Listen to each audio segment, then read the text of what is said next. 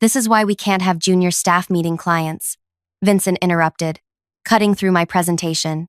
His voice echoed across the sleek conference room, making me freeze mid-sentence. 20 pairs of eyes shifted from my drainage system blueprints to my burning face. Your alternative approach lacks practical experience. The conventional method has worked for decades. I gripped my tablet tighter as Vincent smiled condescendingly. He'd been director for exactly 6 months and seemed determined to squash every innovative idea from anyone below senior level. The client, an older woman from city planning, adjusted her glasses. Actually, I'd like to hear more from. She squinted at my badge, then her eyes widened. Are you related to Ellery Reed, the engineer who revolutionized flood prevention during the coastal disaster? Vincent's smirk vanished as he glanced between us. Yes, I replied quietly. He's my father. Before I continue this story, know that revenge doesn't always come with dramatic confrontations. Sometimes, it's the quiet dismantling of someone's power that brings the most satisfaction. If you've ever been underestimated or pushed aside, you'll understand why I couldn't let this go. Stay with me till the end. My name is Ellery Reed. At 28, I've spent my entire life trying to escape my father's shadow. Ellery Reed isn't just an engineer. He's the engineer who developed systems that saved thousands of lives during the worst flooding disaster in our country's history. His methods revolutionized urban planning worldwide. Growing up as his daughter meant teachers expected brilliance and classmates assumed favoritism with every high grade. I graduated with honors in civil engineering, then made a decision that shocked my family. I applied to Waterstone Engineering under a simplified resume that minimized my academic achievements and made no mention of my father. I wanted to succeed based on merit, not family connections. My father never knew I applied there.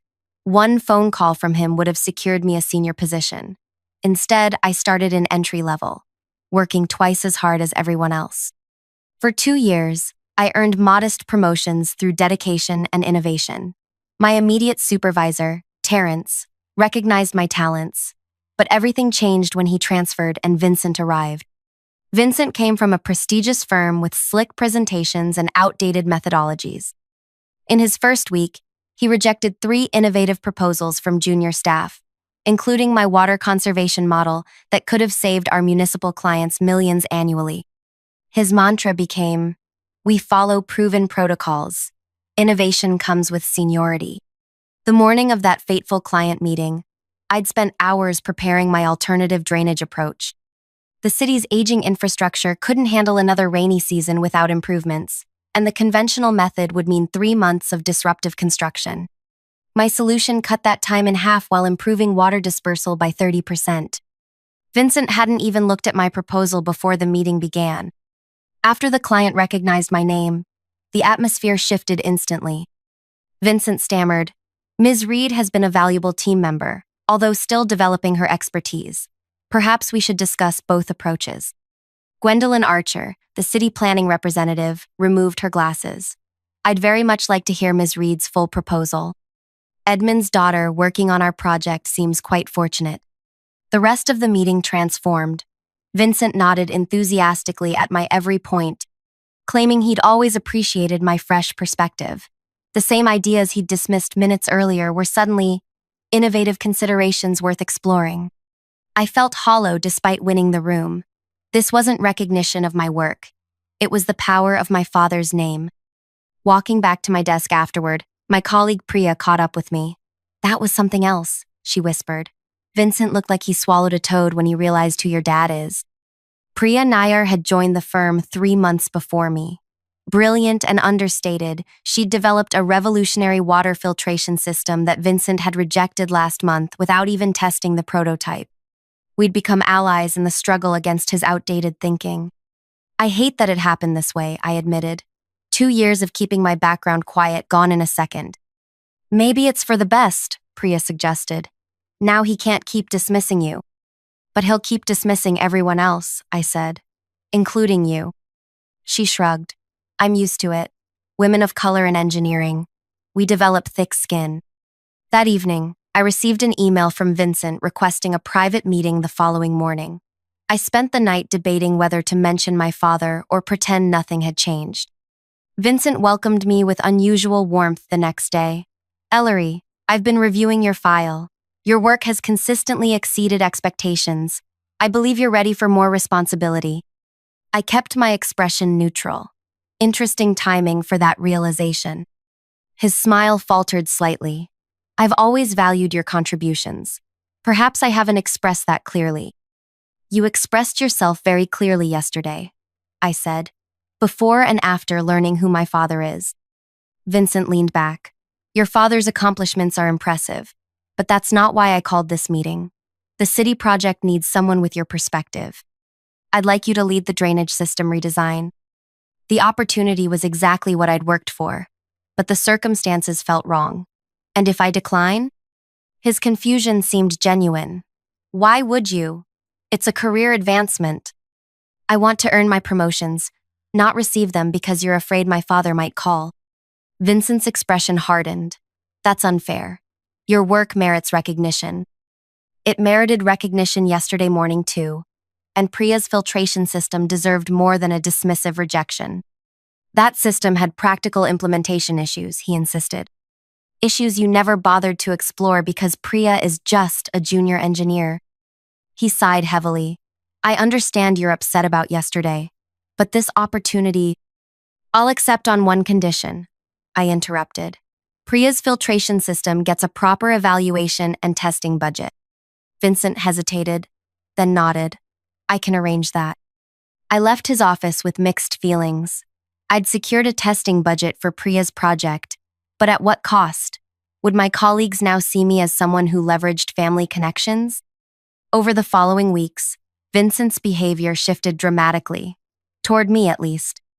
He invited me to senior meetings, praised my inputs, and repeatedly mentioned how he'd always seen potential in me. Yet his treatment of other junior staff remained unchanged. Ideas were dismissed without proper consideration. Innovation remained the domain of senior engineers. Priya's filtration system received its promised evaluation but with minimal resources and restrictive parameters. When it inevitably underperformed under those constraints, Vincent smiled sympathetically. See, this is why experience matters. Good concept, impractical execution. I watched Priya's shoulders slump as months of work was dismissed. That night, I called my father for the first time in weeks. Dad, how did you handle people who refused to see the value in new approaches? Edmund Reed's laugh rumbled through the phone. You found one of those, did you? Engineering is full of them.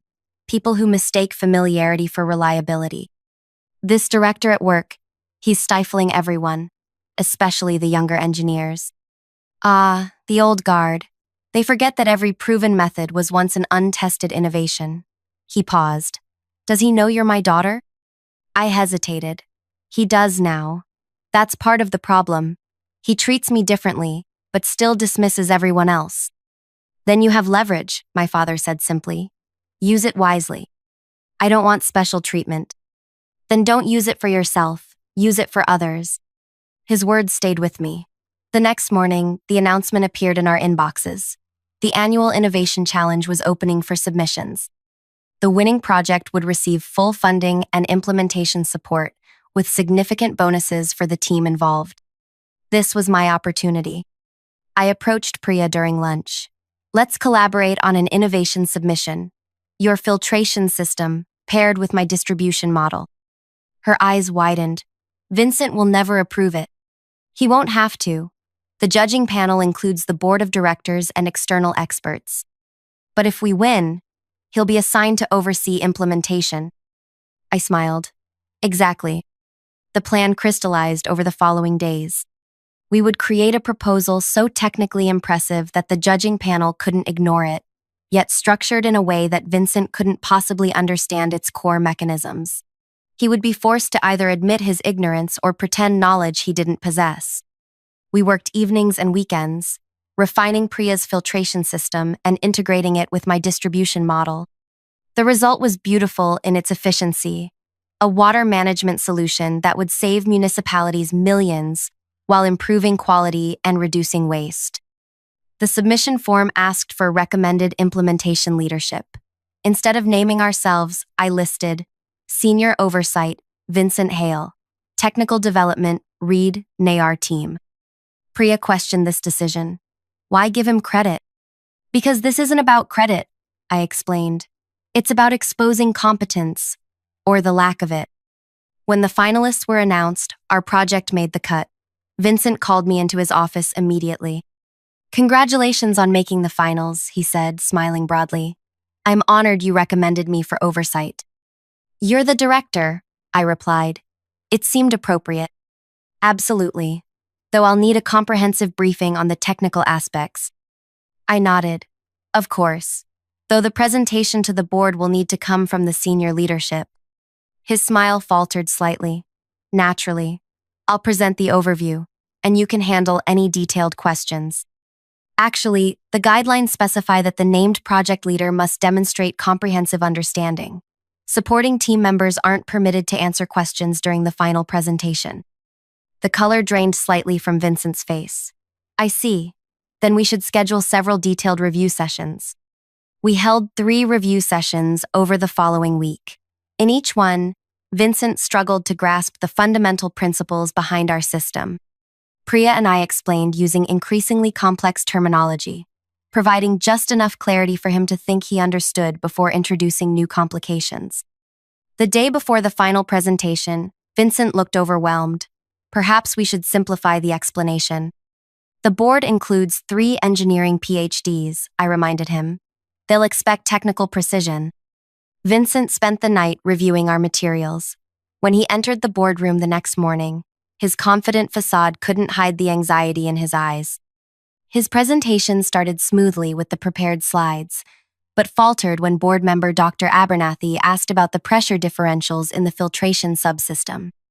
Vincent glanced at me desperately before attempting an answer that revealed his fundamental misunderstanding. I maintained a neutral expression as the board members exchanged glances. Perhaps, said Dr. Abernathy, we should hear from the technical team who developed this. Ms. Reed, Ms. Nayar, while protocol suggests Mr. Hale should handle questions, would you mind elaborating? Vincent had no choice but to agree. Priya and I explained our system with precision and passion. The board was visibly impressed, asking penetrating questions that we answered with confidence born from genuine understanding.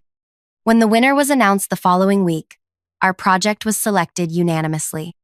The board's feedback noted, revolutionary approach with clear technical mastery demonstrated by the development team. If you're enjoying this story of workplace justice unfolding, make sure to like this video and subscribe to our channel. Hit that notification bell because the second half reveals exactly how I turned the tables on Vincent. And trust me, the satisfaction of seeing him realize his position was about to change forever is worth every second. Now, let's continue with how the revenge plan truly comes together. The victory celebration was bittersweet. Upper management praised our innovation while Vincent stood nearby, smiling tightly as executives congratulated him on fostering such creativity in his team. No one seemed to notice or care about his fumbled technical explanation during the presentation. The system that mattered in corporate settings was functioning as designed. Credit flowed upward. That evening, as Priya and I shared a quiet dinner to celebrate, she asked the question I'd been avoiding. So what now? We won, but Vincent still looks good to management. I twirled my fork thoughtfully. The presentation was just phase 1. Implementation is where things get interesting. The project timeline gave us 6 months to move from prototype to full deployment. Vincent scheduled our first technical review with stakeholders for the following week, clearly intending to establish himself as the project authority from the start. The morning of the review, he called me into his office. I've prepared the presentation slides, he said, turning his monitor to show me. I've simplified the technical aspects to make them more accessible. I reviewed his slides, noting how he'd reduced our complex filtration mechanisms to basic diagrams that missed crucial elements. These simplifications create inaccuracies, I pointed out. The stakeholders need to understand the actual process. Too much technical detail will confuse them, Vincent insisted. 3 of the 5 stakeholders have engineering backgrounds, I countered. They'll notice the inconsistencies immediately. Vincent frowned. Fine. Add whatever technical slides you think necessary, but keep them for the appendix. We'll only refer to them if questions arise. I nodded and returned to my desk, where Priya waited expectantly.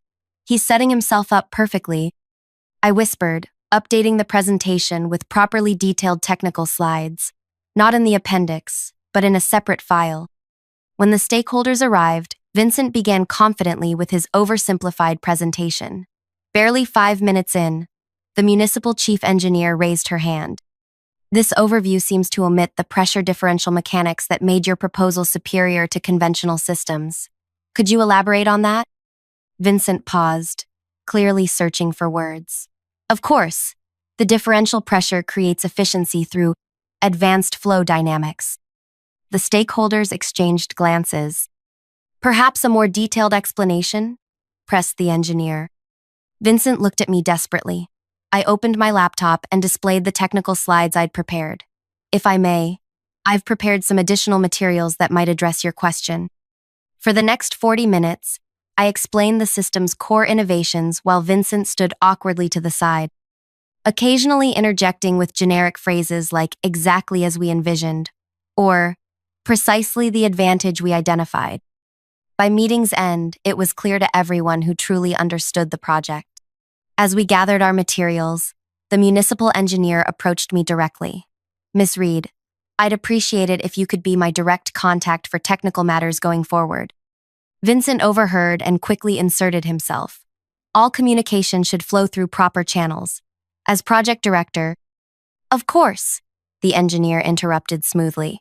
But for technical questions, I'd prefer speaking with Ms. Reed directly. Efficiency, you understand. This pattern repeated across subsequent meetings. Vincent would begin presentations, struggle with technical questions, and eventually yield the floor to me or Priya. Each time, his authority eroded further while our credibility grew. 3 months into implementation, we faced our first major challenge when groundwater complications threatened to delay construction. Vincent called an emergency team meeting, visibly agitated. This setback could cost us weeks, he announced. We'll need to revert to conventional methods for this section. Priya raised her hand. Actually, our system can adapt to these conditions. The modularity we built into the filtration components allows for reconfiguration. Vincent dismissed her suggestion immediately. That's too experimental. We can't risk further delays. It's not experimental, I countered. It's precisely why our system won the innovation challenge. Adaptability under variable conditions. Theory is different from practice, Vincent insisted. I've made my decision. Rather than argue further, I nodded. We should inform the stakeholders of this change then. They'll need to approve the additional budget and timeline extensions. Vincent hesitated. Is that necessary? Absolutely. Conventional methods will increase costs by approximately 30% and extend the timeline by 5 weeks. That requires stakeholder approval. The color drained from Vincent's face. The project was already under intense scrutiny from upper management, who had promoted it as both innovative and efficient. Explaining why they were abandoning those benefits would raise uncomfortable questions. Perhaps we should explore Priya's suggestion further before making that decision, he conceded. Priya's reconfiguration worked perfectly. The groundwater issue was resolved without delays, further cementing our technical credibility while highlighting Vincent's knee-jerk conservatism. As the project neared completion, results exceeded expectations. Water quality improved by 40%, while operational costs decreased by 25% compared to projections. Local news covered the innovation, interviewing municipal officials who praised the forward-thinking engineering approach. The success caught the attention of neighboring counties. Representatives from 3 municipal authorities requested meetings to discuss implementing similar systems in their regions. Vincent eagerly scheduled these presentations, clearly seeing them as opportunities to rebuild his damaged reputation. The evening before the first presentation, I received a call from Gwendolyn Archer, our original client. Ellery, I wanted to give you advance notice. The county commissioners were so impressed with your work that they're proposing an expanded regional project. They specifically requested you as project leader. My heart raced. That's unexpected. Not to me, Gwendolyn replied. They recognize who truly understands this system. Your director will be informed tomorrow. I thought you deserved to hear it first.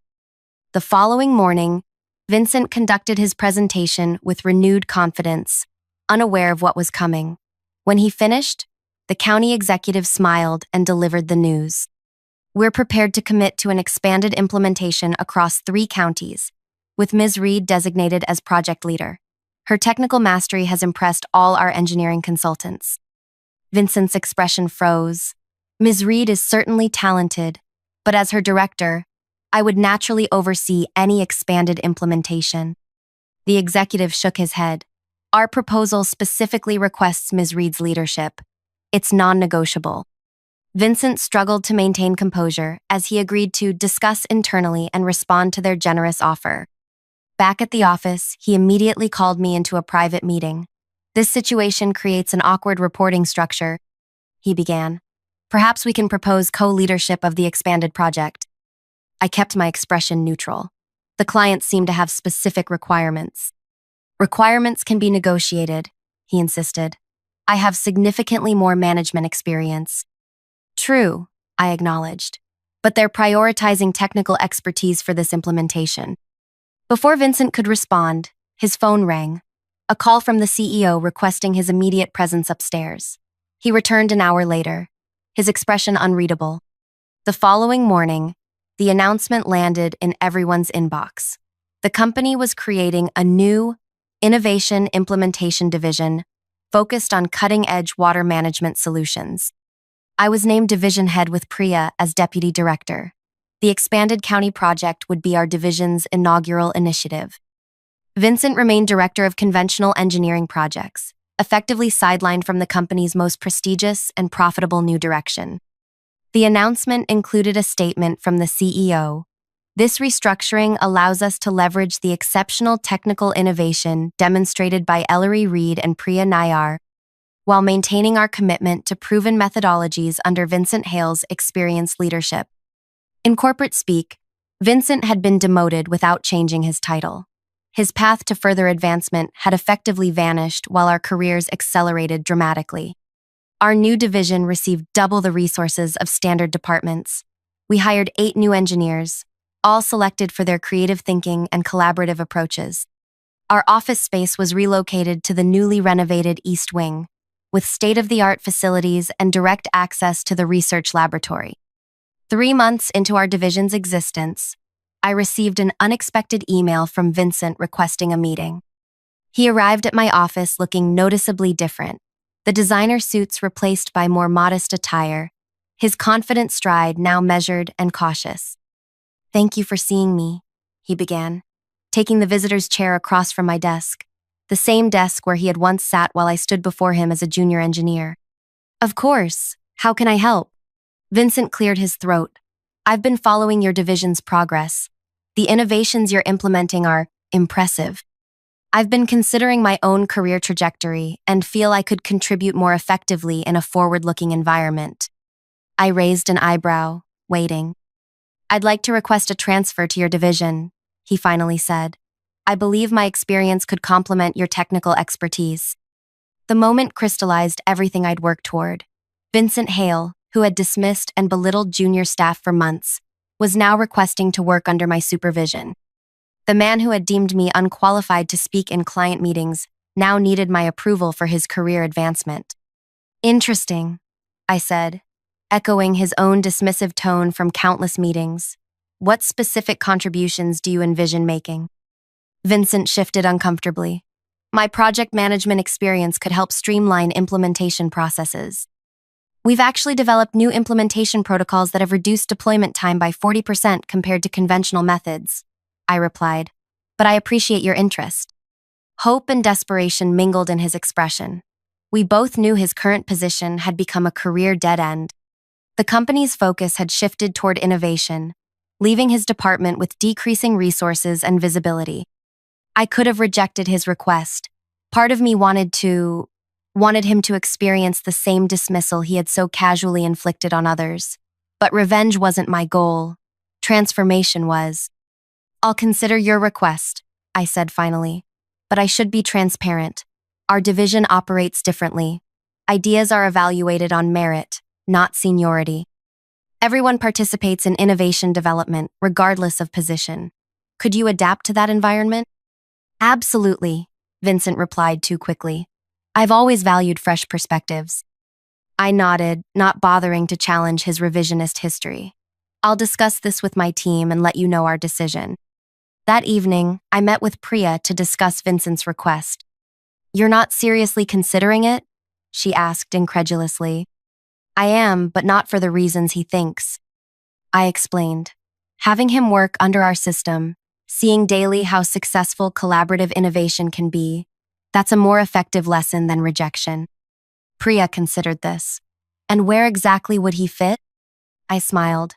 I think the water filtration optimization team could use another member, under your direct supervision. Priya's eyes widened as she understood. You want him to report to me? The same person whose filtration system he dismissed without testing? Exactly. But only if you're comfortable with it. A slow smile spread across her face. I think I could manage that assignment. 1 week later, Vincent received notification of his accepted transfer. As a senior project coordinator reporting directly to Deputy Director Priya Nayar, focusing on filtration system optimization. His first day in our division, I watched him navigate our collaborative workspace. Gone was his private office with its closed door and hierarchical trappings. Here, even I worked at a desk in the open floor plan, separated from others only by glass partitions that maintained visibility and accessibility. During his orientation, Vincent learned our division's operating principles. Ideas were submitted anonymously for initial evaluation to prevent bias. Feedback was constructive and specific. Implementation teams included members from all experience levels, and most importantly, credit was shared accurately among contributors. Over the following weeks, I observed his gradual transformation.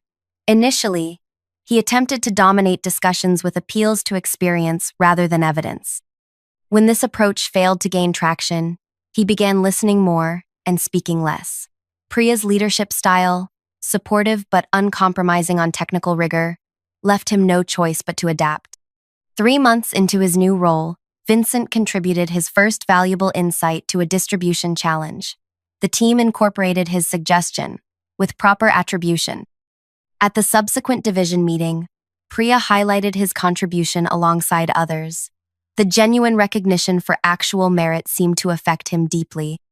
One evening, as most staff had departed, I noticed Vincent working late, helping a newly hired engineer troubleshoot a simulation problem. Their heads bent together over the computer, hierarchy forgotten in the collaborative process. When they solved the issue, their shared excitement was visible even from across the room. As Vincent gathered his things to leave, he noticed me watching and approached my desk. I need to say something, he began awkwardly. I understand now what you were trying to tell me all those months ago. About evaluating ideas on merit, not seniority. About the value in junior perspectives. He paused. I was wrong, and I'm sorry. I nodded, accepting his apology without diminishing its importance by dismissing it. This division runs the way engineering should, he continued. Everyone contributing based on what they know, not where they sit in the hierarchy. That was always the goal, I replied. Good engineering isn't about protecting territory. It's about finding the best solutions, regardless of where they originate. Vincent nodded thoughtfully. I wish I'd understood that sooner. As he turned to leave, I called after him. Your distribution modification for the Eastern County. It was genuinely innovative. You should develop it further. The surprise and gratification in his expression confirmed what I'd suspected. Beneath his defensive posturing had been someone who actually wanted to contribute meaningfully, but had forgotten how. My revenge, if you could call it that, wasn't about destroying Vincent's career or publicly humiliating him. It was about creating a system where true merit was recognized, where innovation flourished regardless of rank, and where he had to confront daily the success of an approach he had once dismissed. Vincent now worked diligently under Priya's direction, watching as engineers he once considered too junior to contribute implemented innovations he had rejected. His daily reality became learning from those he had previously belittled, rebuilding his career according to standards that valued substance over status. The greatest satisfaction wasn't in watching him fall, but in creating something better in the process, an engineering division that functioned as it should, where good ideas rose on their merits, and everyone had the opportunity to contribute meaningfully. That, I think, would make my father proud. Have you ever been in a situation where someone underestimated you, only to later realize their mistake? Or perhaps you found your own quiet way to prove your worth without making a scene? I'd love to hear your stories in the comments below. How did you handle being dismissed or overlooked? Did you confront the situation directly, or find more subtle ways to demonstrate your value? If this story resonated with you, please hit that like button and subscribe to our channel for more narratives about workplace dynamics, professional growth, and the satisfaction of earning recognition through genuine merit rather than connections. Share this video with someone who might need to hear that sometimes the best revenge isn't loud confrontation. It's building something better and watching others adapt to your standards instead of compromising yours. Remember, true power isn't about titles or positions. It's about creating systems where everyone can contribute their best work. Thanks for listening to my story, and I'll see you in the next video.